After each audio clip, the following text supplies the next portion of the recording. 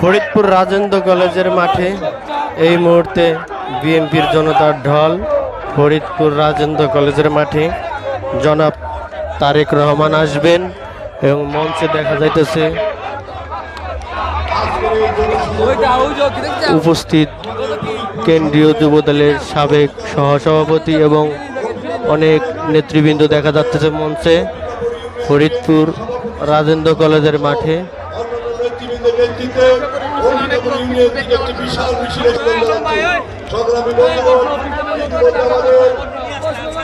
ফরিদপুর রাজেন্দ্র কলেজের মাঠে এই মুহূর্তে জনগণের ঢল, সমস্ত ধানের শীষের নেতাকর্মী এবং মঞ্চে দেখা যাচ্ছে অনেক নেতৃবৃন্দ আসছেন।